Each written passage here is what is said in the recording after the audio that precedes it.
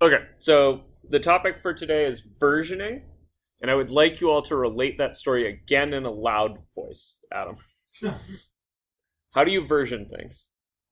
You name it what you want it to be called, then you name it what you want it to be called final, then you name it what you want it to be called final for real, then you name it what you want it to be called final, real, for done this time, then you name it what you want it to be called version 2. Yep. You guys see that? Like, save as is usually the way that you guys use versioning. So if you say you have some piece of program that you're playing with, like, oh, actually, let me play with Flappy Bird. So here's the Flappy Bird ripoff that, why am I blanking? How can I blank? Oh my god, what's your name? Arabelle. Dang it. My name is in the game. Oh, it's right there too. I could have totally faked it. Okay, so here's Arabelle's Flappy Bird ripoff, and suppose that I wanted to change some stuff. Like, I want to change some stuff, but right now it's working. Right? I want to add a menu system, or I want to add some stuff. I want to make levels, or I want to make it harder, let you pick what type of bird you fly or something. Like, you want some major feature to change. So, what you do is you go, okay, well, the Flappy Bird ripoff exists in this folder. So, I'm going to do this. I'm going to copy the whole folder, because there's actually 3 files in there, right? So I can't just rename one of them. And then I'm going to paste the whole folder here, and then I'm going to rename it like Flappy Bird ripoff v2, right? Or done, or now it works, or with menu, or some other stupid scheme. And what happens to your file names? Yeah, so the file names have nothing, right? But the name of the folder gets longer and longer and longer, and then you start to forget which one's which. Because there's one in there named final, and there's one in there named done, and there's one in there named final done, and then there's one in there that says with menus. And you're like, wait, which one's actually the last one? So you sort them by date modified, right? And then maybe you can figure it out if you're lucky. So instead of doing that garbage, let me show you a tool for this called GitHub. So the first thing I want all of you all to do is go into Google and go to GitHub, not that. So go to desktop.github.com, which is going to let you download the GitHub Desktop app. So go do this, because we're going to have to play with this today. It's desktop.github.com.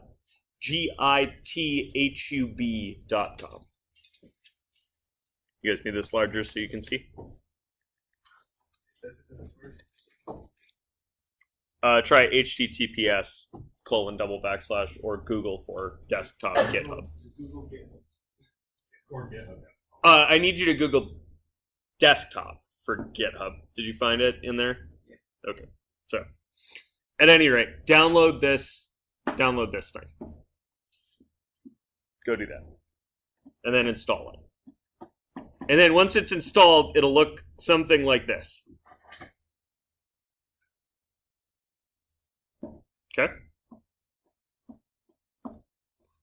So, there are a bunch of things in here that are worth noting, and there's a bunch of really weird words that go with this GitHub thing.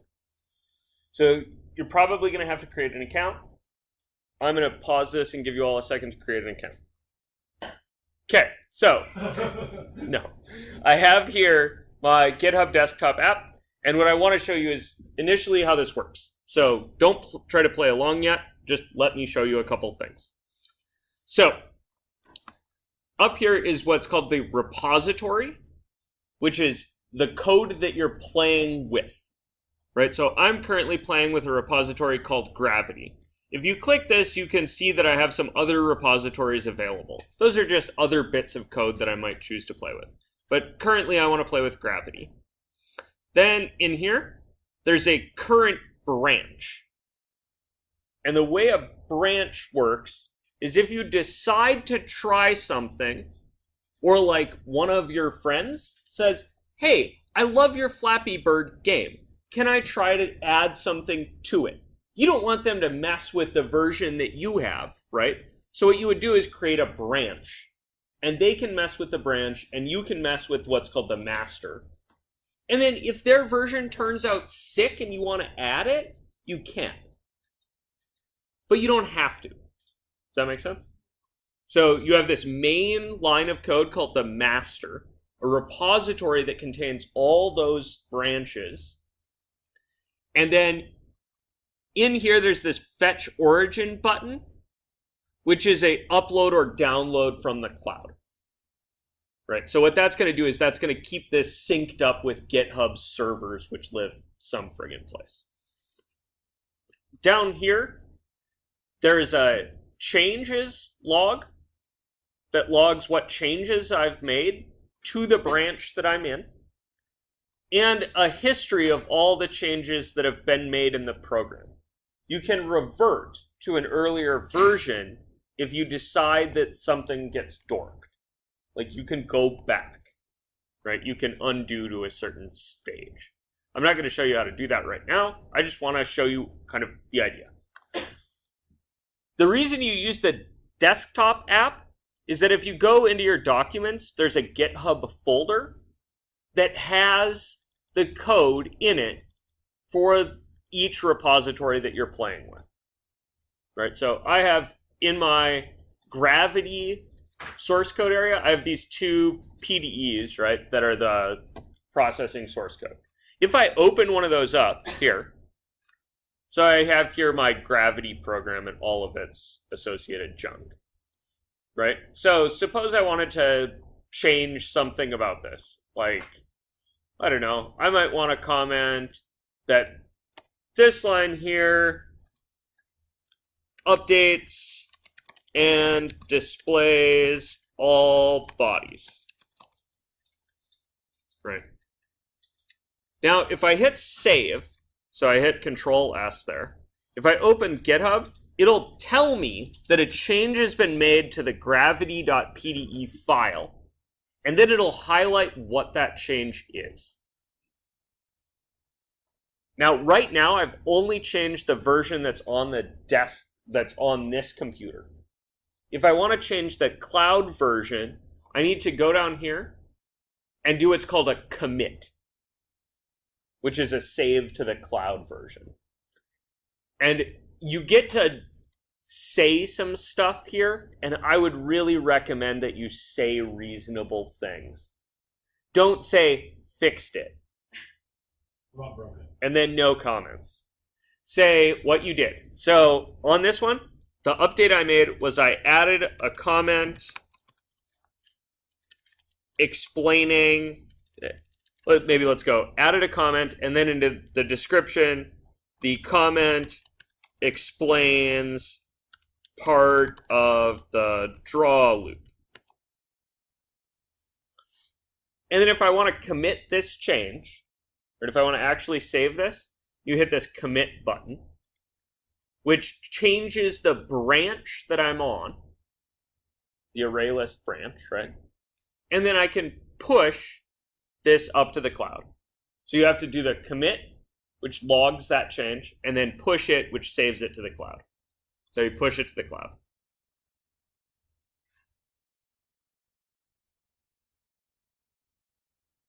You guys all good with this? So one of the powerful things here, I've got this code, right, that includes my change. And if I go back in my history here, I'll see, let's see, I had an initial commit. That was just creating a repository. I updated the README to include the line it's written in processing. I added the file that I already happened to have. So that changed, all this green stuff is additions, right? Then I changed some stuff. I removed a couple comments that I didn't need. Then in here, I deleted a bunch of stuff from the Gravity PDE file and created a body class file that includes guess what? The body class, right? And then I made an initial switch to an array list, right? So in this guy, right, and you can see the comment that I made up here, right? I swapped all the arrays of objects to array lists. That's the point at which I made the array list branch. If I want to see what it looks like in the other branch, just grab this, hit master branch, hit fetch origin. And what that did is that actually changed the files. So now if I open up processing, I have a whole different file. Now, the changes that I've made in the array list branch of my program, they're all gone. This is the master branch. You guys see that? So if you want to try something out, but you're pretty sure it's not going to work, make a new branch. Call it, pretty sure this isn't going to work. Just kidding. Don't call it that. Call it adding menus, or switching to point-based scoring, or whatever, right? Do some reasonable naming convention. And this lets you save those two branches simultaneously, right? So you can still have both pieces of code. And if one of them works better, what you'll be able to do is merge the branches back together. And that'll erase the array list branch and the master branch distinction and make one new master branch. You guys see why you might want to do this? This also works for teams. So you can add other people to play with your code and let them have control of a branch, or you can let them have control of the whole thing, and the two of you can code together. And if you both try to push to the origin at the same time and their code's different, it'll give you a warning. It'll stop that. Right? Kind of make sense? Okay. So, if you want to switch back to the other branch, because you're like, dude, the array list branch was way better, how do you switch back? Carefully. Grab the branch tab and just switch. Just click the other branch. And then the files, right? Oh, the files switched automatically. You guys see that? I got my new comment that I just added a couple of minutes ago that was gone a second ago. Why did it switch back automatically? Yeah, because it fetched the origin when I changed the branch. If you want to be sure that it fetches, hit fetch origin. You guys all good with this? Kind of? Maybe? Okay, so what I want you to do now is to practice this a little bit. So I want you to, and it's worth noting that if you want new stuff, so let me show you how to make a new repository. So if you do file, new repository, and say my repository name should be okay,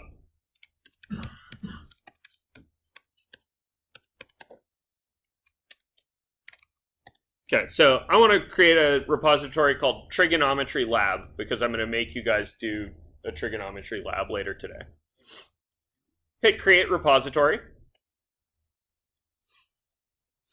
And now you'll notice that I'm in the master branch of that repository. Why am I in the master branch? Because you haven't branched it. Yeah, because it doesn't have any other branches, dude. It just has the one, right? So current branch, master branch. If you wanted to make a new branch, what would you do? New branch. Yeah, there's a new branch in the branch menu, and you need to type a name in there. Oh, no, you don't. Hit new branch, whatever. Okay, and then this includes the original strangeness of publish repository. You guys see that? Why does it include initial strangeness and not something about origin? Yeah, the GitHub Cloud doesn't know about this thing yet, so there is no origin. Right now, you have the only copy. You want to upload this before you do much with it. So I'm going to hit publish repository, which is going to publish it to github.com, blah, blah, blah. And you're allowed a certain number of private repositories. If you don't want to run out of them, make sure you uncheck the private box. I think you're allowed 10 or so private repositories. P.S. Most people's repositories on GitHub are public. You can go look at them. You can search through GitHub for processing code and look at what other people are writing. Yes, there's no guarantee it works. It's probably mostly garbage. But some of those things will work. So here I have my trigonometry lab that I've published, right?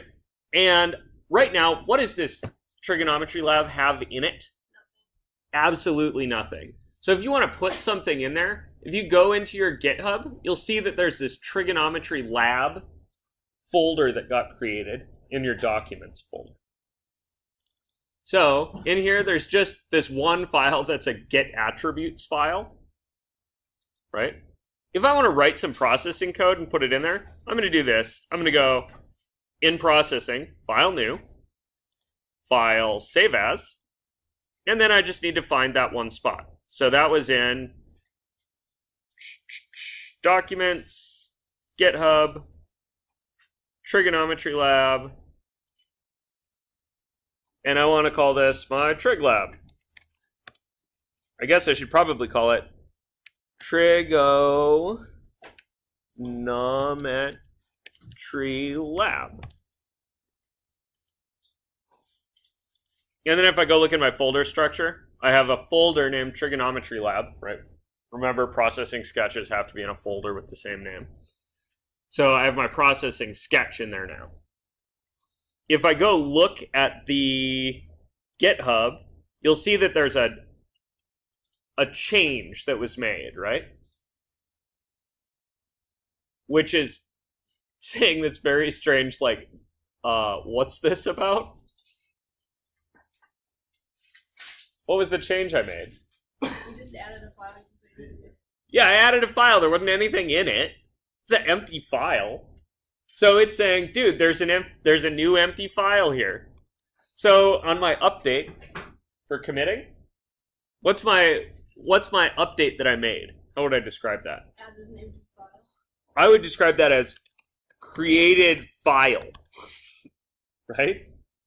Or maybe created folder and PDE file.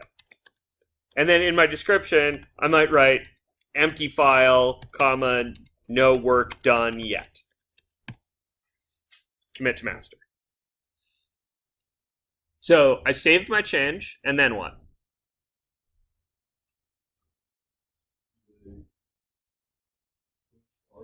Good. Push to the origin. Bam. So what did that do? That said, in the GitHub cloud, now there's that folder and that empty file. You guys see that? So if I want to make some changes to my trigonometry lab, like add my usual window stuff, I might do void setup, friends, braces, copy this thing, paste it, void draw. Oops. Oops. Can't type. Right? So now I've made those. I'm going to hit save. You still have to hit save in processing. It doesn't save when you hit the play button. You have to actually hit save. And then if I open GitHub, it's like, yo, dude, you added some stuff. Right? Do I want to commit this stuff right now? Why would you? Yeah, why would you? Probably not. Probably you want to make a more substantive change, right? So instead of committing at each stupid little change, commit every once in a while. Right? Commit every 20 or 30 minutes. Commit every time you try something that might not work. You guys all good on that plan? If you make substantial changes, make a new branch. Try it out in the new branch. Then we'll talk about later how to merge the branch back in. Cool?